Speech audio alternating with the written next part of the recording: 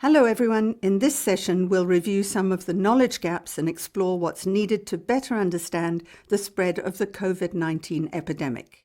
You'll remember from week 1 that the spread of an infectious disease is described by the R0, the basic reproductive number that describes the average number of people each case will infect if everyone is susceptible. And that R0 depends on 3 factors shown here in this slide.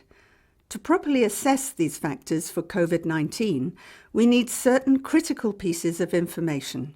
Take the duration of infectiousness.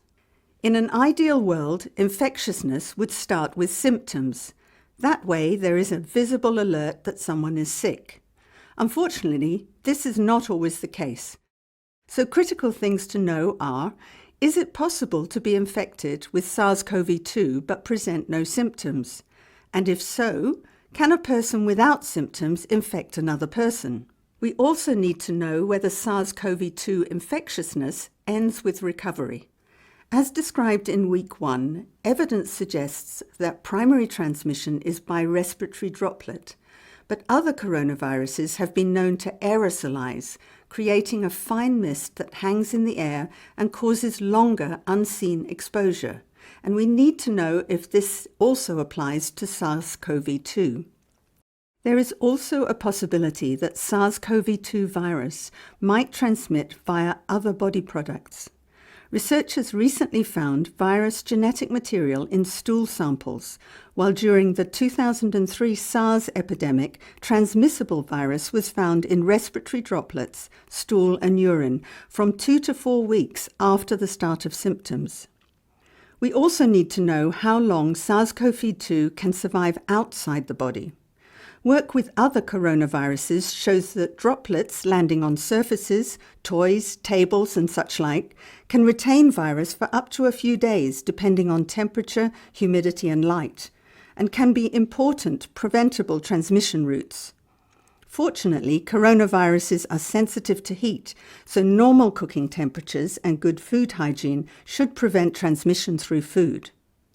Another important parameter in spread is who is still at risk and are they exposed to the virus. In a location without cases, the number of people still susceptible to infection will be large. Where there have already been cases, there may be many who are already infected but mildly and so not reported. Experience also suggests that people who've been exposed to other coronaviruses are immune for a period after illness. But how strong and how long that natural immunity is with SARS CoV-2 is unknown and will underpin the risk of any second wave outbreaks. For this, seroepidemiological studies, which identify infection from the presence of antibodies in the blood, are needed. Transmission works differently in different settings and among different groups due to varying patterns of contact and risk factors. Understanding transmission in settings such as households and healthcare facilities, where the number of individuals are known, and among more vulnerable groups, is important to inform intervention in different contexts.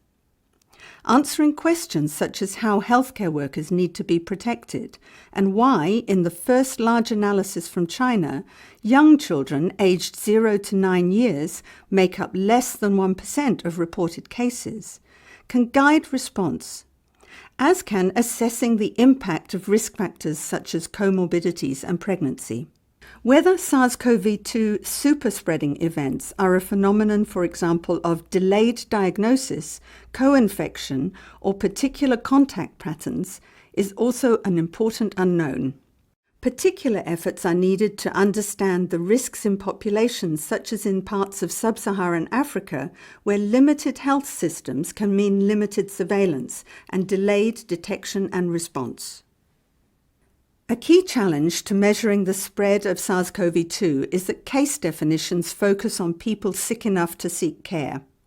This means people who stay at home and self-treat are missed, obscuring not only how far the virus has spread, but also how much unreported cases might be contributing to transmission. Case definition also affects other statistics. Modelling suggests that the current case fatality rate for COVID-19 of 2.3%, based on notified cases, would reduce to below 1% if true infection rates were taken into account.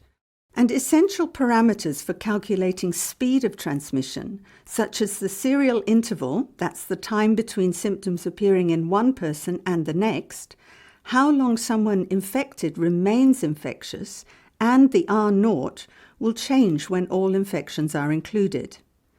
To uncover the true extent of SARS-CoV infection, population-based seroprevalence surveys to detect antibodies are essential.